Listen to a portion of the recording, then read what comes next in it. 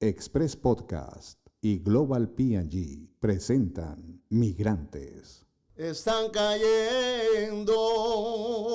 Vine por 15 días. ¿Y te quedaste? Llevo 30 30 años. Yo, antes de entrar a la orquesta de Joe Arroyo, era el cantante principal de las orquestas. Como te quiero, Tania. Yo era muy indisciplinado, era respondón, era altanero. Y nos pisamos la manguera entre nosotros mismos. No todos, claro está. Aquí tienes más oportunidades. Dicen que soy un payaso, que estoy muriendo por ti y tú no me haces ni caso. Entonces, yo creo que la salsa, si no se hace algo, va a desaparecer.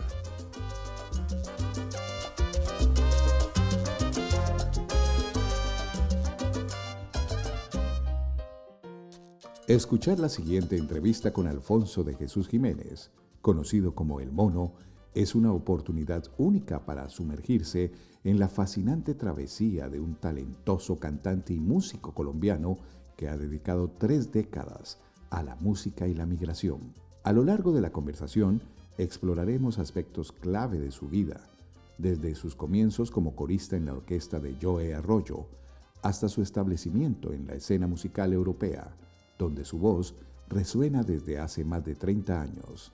La entrevista ofrece una perspectiva enriquecedora sobre los desafíos que enfrentan los migrantes al adaptarse a nuevas culturas y cómo la música ha sido su puente entre fronteras. Alfonso, El Mono, compartirá experiencias personales, reflexiones sobre la evolución de la salsa y sus observaciones sobre la industria musical actual, tanto en Latinoamérica como en Europa.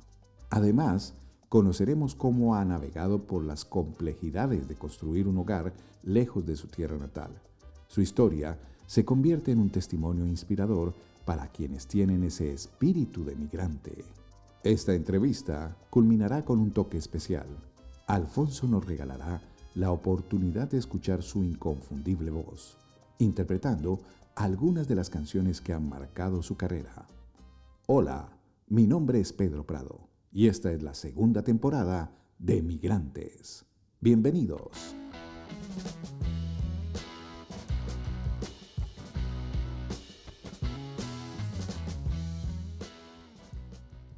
Están cayendo hojas blancas en mi cabellera por los años que han ido pasando. La experiencia sigue madurando. Este es Alfonso, ¿verdad? Una persona que quienes lo conocen aplauden su calidad vocal, aplauden su talento musical. ¿Por qué llegas? ¿Por qué llegas a Londres, Alfonso? ¿Cómo es ese momento de migración? Bueno, yo estaba viviendo en Barranquilla, no estaba trabajando, no estaba haciendo nada interesante. Estaba recién salido de la orquesta de Joe Arroyo, donde fui corista. Y un amigo barranquillero que está establecido aquí en Londres, que se llama Roberto Pla, tiene una orquesta y él me invitó a grabar su disco y por eso vine. Básicamente eso, vine por 15 días. ¿Y te quedaste? Llevo 30 años. Bueno, 30 años en Europa, porque he vivido en otras partes también. Devolvámonos en esa historia, esos 30 años, a Colombia. Y aquí pasa algo curioso. La gente que vive en nuestros países de origen, siempre anhelamos el exterior. Siempre vemos hacia otros lados y nos gustaría realizarnos en esos lados. Pero cuando vivimos por fuera de nuestros países, la cosa cambia y entonces ahora anhelamos esa vida que tuvimos. Muchos la anhelamos. ¿Fuiste feliz en Colombia? Sí, claro que sí, absolutamente. Sí, fui feliz, sobre todo cuando me dediqué a la música, que es mi pasión. Fuiste feliz y además de ser feliz, ¿fuiste exitoso? ¿Crees tú que fuiste exitoso en Colombia? Sí, fui exitoso. En la escuela me fue muy bien con mis estudios. Y además ya cuando mi progreso fui progresando y ya me fui dando a conocer hasta el punto de que yo llego a la orquesta de Joe Arroyo, es por eso, porque ya se empieza a hablar de mí, mira que hay un muchacho, que por ahí hay un muchacho nuevo. Y entonces fui progresando y bueno, en aquella época era lo máximo que podría desear un músico, hacer parte de la orquesta de Joe Arroyo, que era el artista más famoso, no solo de la costa, quizás de Colombia entera. Entonces, claro, yo estaba feliz, me sentía exitoso.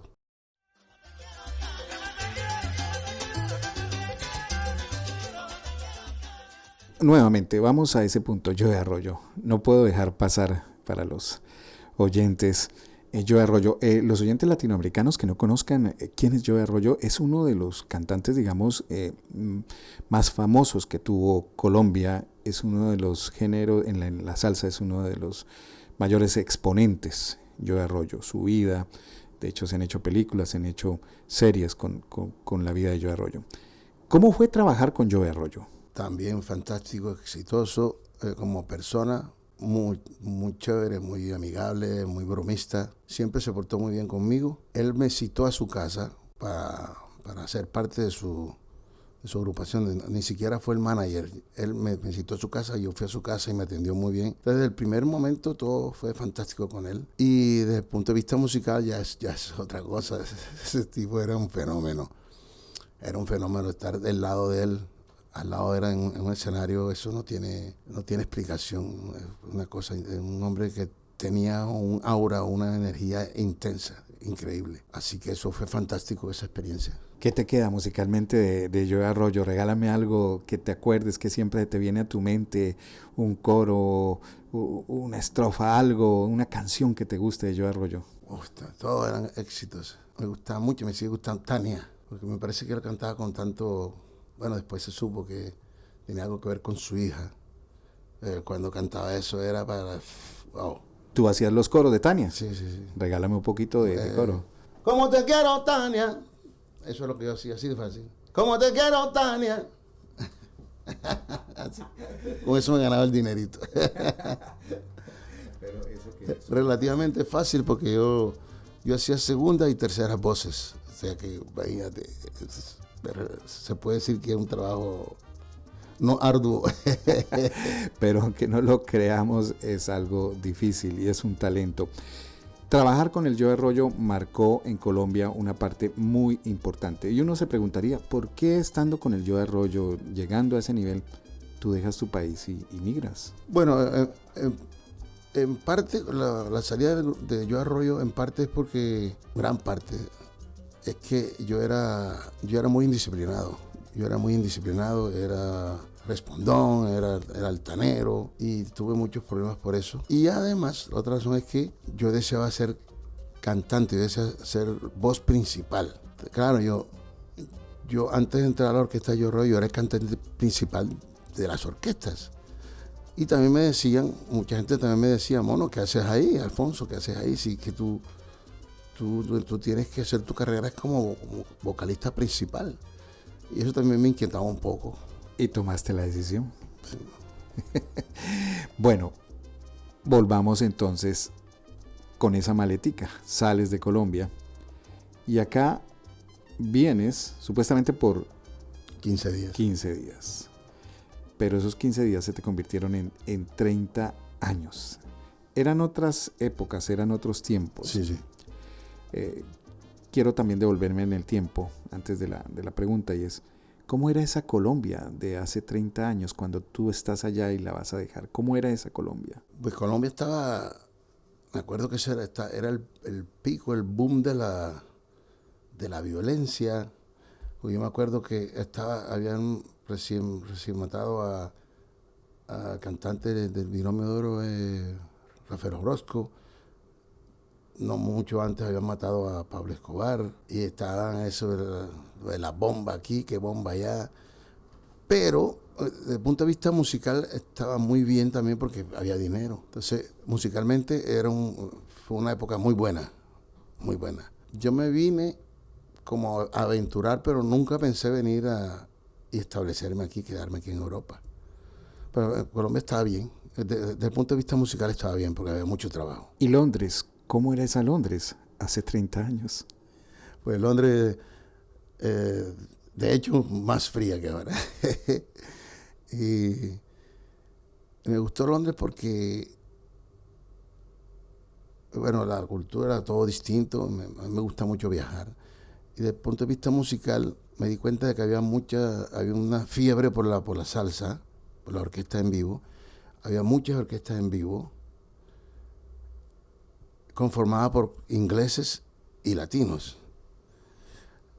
Pero no había muchos vocalistas latinos. O sea, quiere decir que si habíamos 4 vocalistas latinos, habían 10 orquestas. Quiere decir que los cantantes siempre estábamos ocupados, demanda. Una de las razones por las que me quedé un rato más fue por eso, porque había bastante trabajo. Y cuando decidí quedarme un rato más, me puse a estudiar inglés. Y ahí se fue alargando el tiempo. Bueno, estamos hablando de un mono que llega soltero, sí, sin hijos. 30 años pasan muchas cosas, mono. Antes de ir con ese tema que es tan bonito para la gente que migra, la familia, sí quisiera preguntarte, en esa Londres que tú encuentras, ya lo dibujas, hay un espacio amplio musical, unas oportunidades para ese género, digámoslo, de la salsa, ese género latino. ¿Cómo eran esas noches de salsa? ¿Cómo eran esos encuentros entre el público inglés y el público latino? Bueno, había un boom de la salsa y ante todo del baile. Entonces el atractivo de la gente era aprender a bailar, sobre todo para los europeos e ingleses. Entonces lo que hacían los sitios, los eventos era dar clases de baile al principio y después música en vivo, es decir, poner en práctica los pases y las secuencias aprendidas, ponerlas en práctica con una orquesta en vivo. Eso era un boom y habían sitios. Un fin de semana tú tenías 7, 10 opciones de sitios donde había orquestas 10, 12 músicos, viernes y sábado. Entonces era fantástico porque la gente respondía. Y se veía mucho migrante, vocalista, cantante, gente que viniera de Colombia a aprovechar ese boom, o ¿cómo eran esos tiempos? Yo creo que no. Después ya, como las situaciones económicas y de todo tipo allá en Latinoamérica siguieron empeorando. Entonces la gente que empezó a emigrar más y músicos empezaron a irse para todas partes, irse de Colombia. Pero en aquella época que yo vine, como te dije, no había muchos músicos que dijeran, o sea, músicos profesionales que dijeran me voy a ir a vivir a Londres.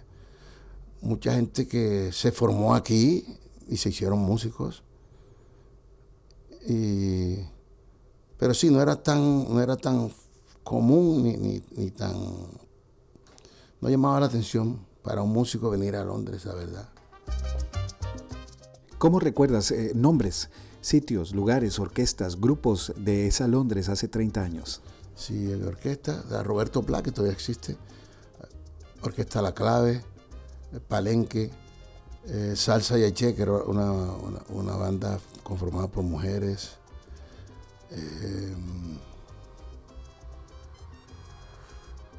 Grupo X, habían grupos salsa céltica en el norte, por allá por Manchester, Edimburgo.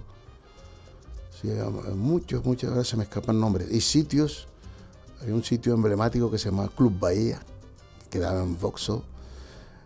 La Finca, HQ, Salsa Fusion,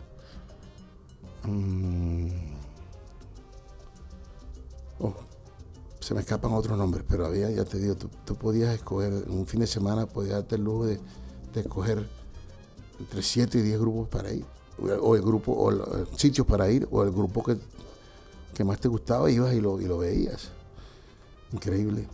Bueno, Alfonso, tú migras y en esa migración vienes con un talento, que es tu voz, que es lo que sabes hacer, con unos estudios que son musicales, y eso te ayuda para encontrar un campo que coincide, curiosamente, con que había esa necesidad y la ocupas. Pero en 30 años te ha tocado, me imagino, adaptarte culturalmente a Londres. ¿Cómo ha sido esa adaptación, esa migración? Y ahí ya viene también el tema de la familia. Sí, cuando uno viene a pasear es diferente. Uno todo lo disfruta y ya cuando decides quedarte, pues empiezas a mirar las cosas de otra manera, pero es atractivo y te causa curiosidad. Y tú te das cuenta, sobre todo, que aquí hay oportunidades, no solo para el músico, sino para cualquier persona, en cualquier ramo, cualquier profesión. Viniendo de un país como Colombia, tú te das cuenta de que aquí tienes más oportunidades de progresar en tu talento, en las cosas que deseas hacer. Entonces yo viví esa experiencia y la verdad es que me fui adaptando. Pienso que porque también me gusta, desde pequeño me gustó mucho viajar, conocer cosas nuevas. Iberoamérica escucha Express Podcast. Alfonso el Mono. El Mono empieza a hacer su fama, su adaptación, su carrera. Pero Alfonso también viajó por Europa. Y si la situación se puso un poco dura en Barranquilla, ¿sí?, y sales de Colombia, también la situación se coloca un poco dura en Londres. Y pones tu mirada en España. ¿Cómo fue ese salto de Londres a España? Bueno, la verdad es que aquellos días yo estaba pensando en regresarme a Colombia. Ya tenía un año más o menos de estar aquí y pensé que ya mi ciclo había terminado. Me iba a ir para Colombia y en esos días me apareció una oferta para irme a trabajar con una banda de pop en España. Entonces cambiaron mis planes inmediatamente porque era una muy buena oferta. Y decido no irme a Colombia, me voy a vivir a España. Pero ven, déjame aclarar una cosa. Eso pasa después de un año que llegas a Londres. Estar aquí, sí, más o menos. Un año. Sí. Vives en Londres y al año llega eso. ¿Y de qué se trataban esos planes? ¿Cuál era esa oferta? Estábamos hablando que te dejamos en Colombia con Joe Arroyo cantando salsa. Llegas un año, te integras en todo el mundo de la salsa en Londres. Una banda de pop, ya te digo el nombre, vino aquí a grabar su disco en unos estudios muy famosos que se llaman Real World. Creo que quedan en Bath, la ciudad de Bath. Entonces a mí me dijeron que era un grupo español que estaba necesitando un corista latino para su disco. Entonces yo fui allá a grabar con ellos y bueno, para resumirlo, terminé yéndome con ellos como corista y percusionista a trabajar con ellos. Sí, el grupo se llama Danza Invisible, todavía sigue vigente. Tienen 40 y tantos años ya de estar. Pero estamos hablando de otro género. Esa es una banda de pop español. ¿Y también cantas pop? No, yo lo que hacía era así, yo hacía coros y percusión, conga, timbales, tamborín. Bueno, pero en los coros ahí algo sale, ¿o no? Sí, tocaba. Sí, ¿Y te acuerdas de algo, Mono? Una canción más famosa de ellos que se llama Sabor de Amor. Pero ellos cambiaron el estilo, ellos eran rockeros y después fueron metiendo un poco más latín, por eso fue que me incorporaron así. Se llama Sabor de Amor y el coro dice: labios de fresa, sabor de amor, culpa de la fruta de la pasión. Labios de fresa, sabor de amor, pulpa de la fruta de la pasión. ¿Qué historias tienes? ¿Qué historias recuerdas de todos estos 30 años que te hayan impactado? Que tú digas, wow, qué chévere que lo conozca la gente. Algo que te llegue al alma de tu carrera, tanto artística, musical, en lo personal, en lo profesional, que como migrante digas, como dicen en salsa, ya lo bailado nadie te lo quita, ¿verdad? Ya, ¿cuál es ese momento? Bueno, la verdad es que es mi pasión, la música. Como en toda profesión hay momentos buenos y momentos malos, pero los buenos son mucho más. Y bueno, los buenos comentarios de la gente es lo que más, la verdad, que más me alimenta. Gente que de corazón me dice que le gusta lo que hago. Y eso me da más ánimo para seguir adelante. Y no es en vano, Mono. Si tocara poner un número de cuántas veces has cantado en las noches de Londres, ¿cuál sería ese número? De 1 a 10, 7. 7, pero ahí te estás calificando. Yo te digo es número de veces que te has presentado en todos los sitios que hayas podido tener la oportunidad. Digamos que 2 veces semanales. 2 veces semanales cantas. Un promedio. Promedio. 30 años. 30 años. Eso me lleva a otra pregunta. Y es, ¿conoces muy bien a ese inglés y a ese latino que la noche lo seduce? ¿Cómo los describes? En el día el inglés es muy calmado o muy acelerado, pero muy ensimismado. Los latinos en el día somos muy saludadores y compartimos con mucha gente. ¿Cómo son en la noche, en la baile, en la rumba? Tú sí los conoces. Sí, bueno, los ingleses, ellos son muy buenos observadores. Ellos analizan, son muy calculadores, fríos, de buen punto de vista, ¿no? Entonces ellos se contagian y lo disfrutan. Uno nota de que de verdad lo disfrutan y se acoplan y se convierten como uno más de la noche, de la fiesta. Y mira que y se relacionan también. Hay muchas relaciones de pareja, matrimonios.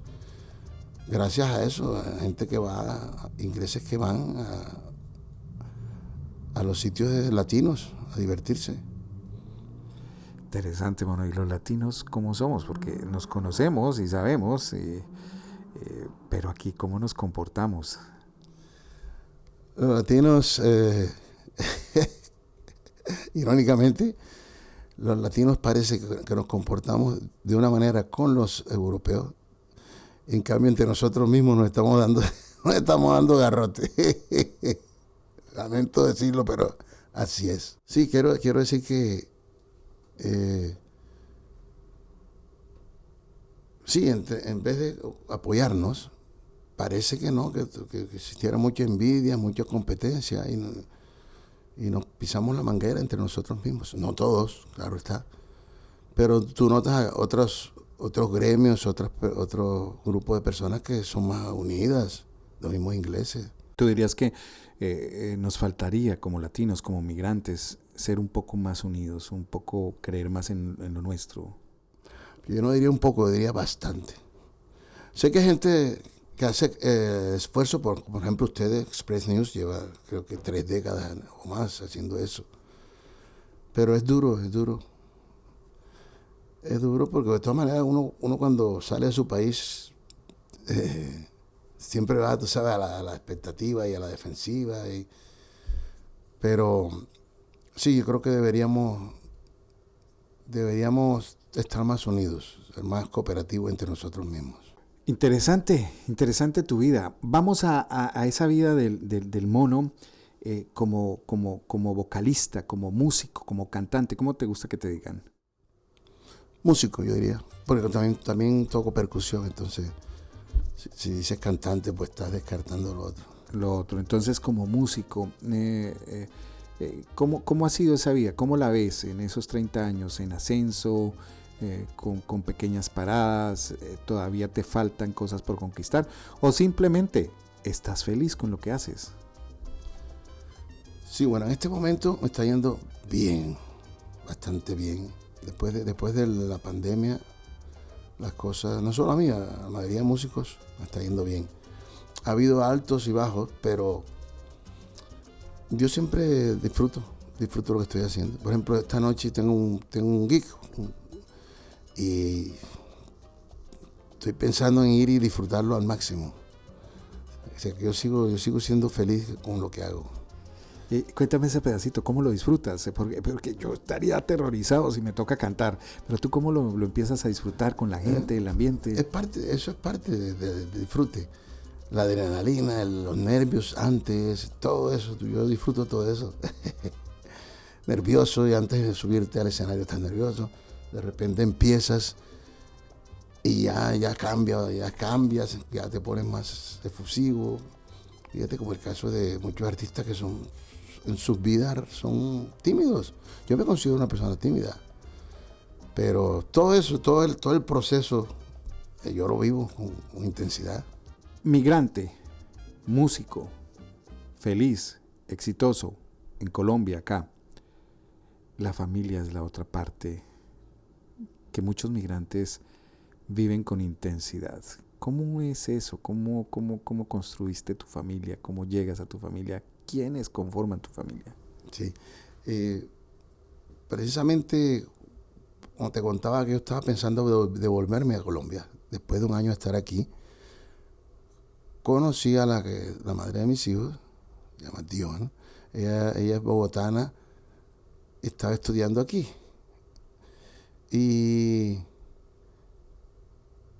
Y cuando me salió el contrato a España, ella se fue conmigo. Se fue conmigo en el año 95, 96. Bueno, y ahí en España nacieron nuestros hijos. Nos casamos después de ya nacida mi hija. Sí. Sí, la conocí aquí y tuvimos 2 niños. Ya están grandes. Manuela tiene 27 y David tiene 24. Nacieron aquí y siguen viviendo aquí.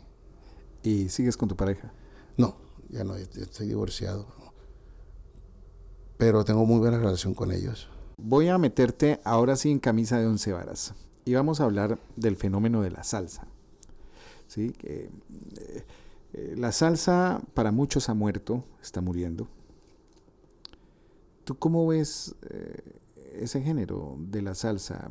Te lo voy a poner en 2 escenarios. En Latinoamérica, ¿y cómo lo ves en Europa? Bueno, yo pienso sobre todo lo que yo hago, que es salsa, música colombiana, música caribeña. Aquí es algo diferente y siempre va a ser algo curioso, siempre va a tener gente que quiera saber de qué se trata. Pues, o sea que aquí hay más demanda en ese aspecto. En Latinoamérica no es muy halagador el futuro, no lo veo bien, porque han aparecido otros estilos como el reggaetón y han dejado de aparecer nuevas figuras. Entonces la salsa parece que solo vive de los de siempre que siguen vivos, pero entonces los que siguen vivos son 3, ¿viste? Entonces los grandes músicos, los grandes cantantes, las grandes orquestas están desapareciendo y tú no ves gente nueva que... Entonces eso el futuro no es propisorio. Yo soy bastante pesimista al respecto. Yo creo que la salsa, si no se hace algo, va a desaparecer. Si desaparece la salsa, uno dice, se va a una parte esencial también, ¿verdad? De esa cultura, de esa. ¿Qué hacer, mono, para que no pase eso? ¿Qué hacer tanto en Latinoamérica como en estas partes del mundo, en Europa, para que, o tú crees que se está haciendo ya aquí? No, yo pienso que la principal causa que ocurre lo que está ocurriendo son los medios de comunicación.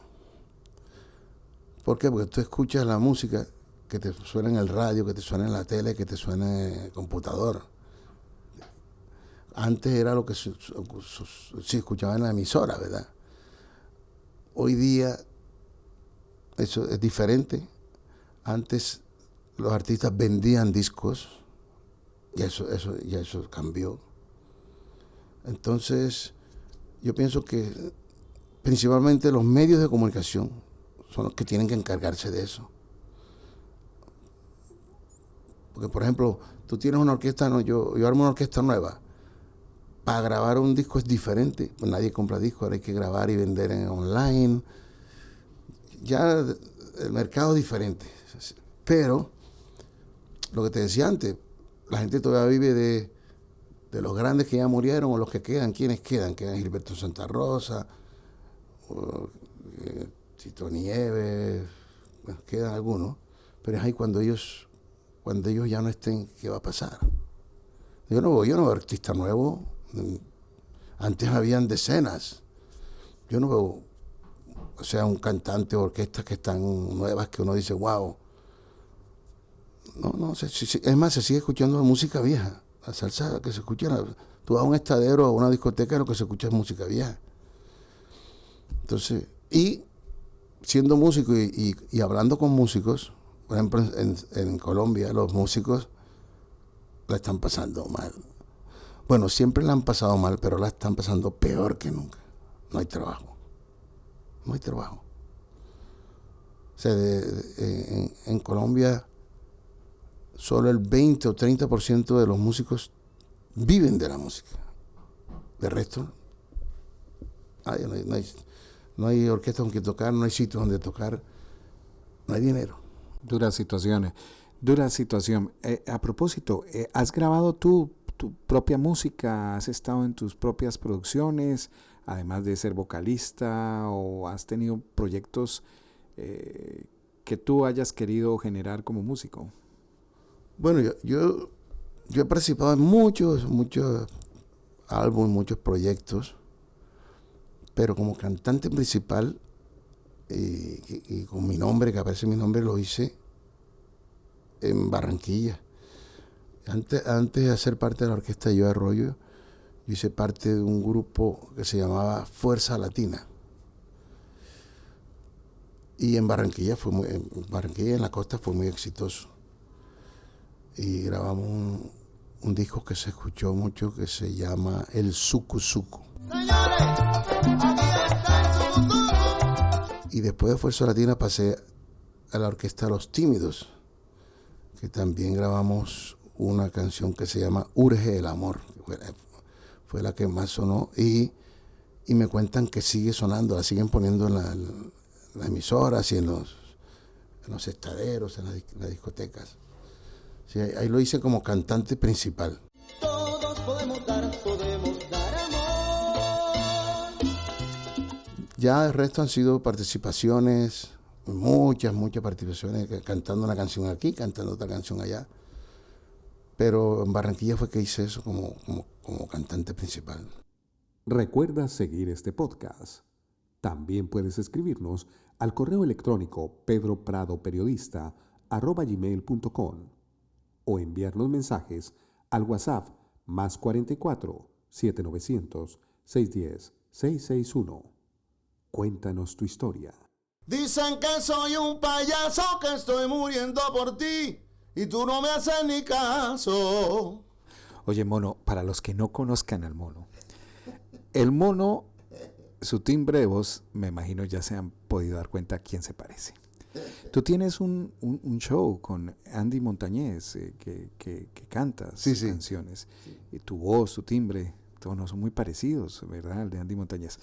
Pues entonces yo te voy a disparar 5 nombres. Ya empezamos con payaso. Casi te envidio. Me dices que te has vuelto a enamorar y yo no te comprendo lo que dices. Si es que de mí te has olvidado ya, o buscas en el fondo cicatrices. Me equivoqué. Pero hace parte del show. Un verano en Nueva York. Se levantan de rodillas los amigos caprichosos. te llevan para las villas o a la montaña del oso. Y me gusta. Me gusta, me apetece y me provoca. Tú todo que me hace pensar en ti. Me gusta que me beses en la boca, que dejes tu sabor muy dentro de mí. Finalmente hay una canción y hay una agrupación que a los latinoamericanos creo reconocemos. Nietzsche, Grupo Nietzsche. Y hay una canción que tú cantas especialmente que hace referencia a Medellín. Listo, Medellín. Medellín, eterna primavera, son tus mujeres rosas que adornan el jardín del Valle de Aburrá. Mono, muchas gracias por estar con nosotros. Muy amable por acompañarnos en Express Podcast. Tú eres otro ejemplo de migración, eres otra historia de vida muy interesante y gracias por compartir con nosotros algo que quieras decirnos. Bueno, una vez más, muchas gracias, Pedro, por tu invitación. Y pues decirle a los oyentes, a la gente, a nuestros amigos, colegas inmigrantes que no es fácil vivir fuera uno de su tierra, pero hay que siempre tratar de hacer las cosas bien y dar lo mejor de sí en todo momento. Les deseo lo mejor a todos. Muchas gracias. Express Podcast y Global P&G presentaron Migrantes.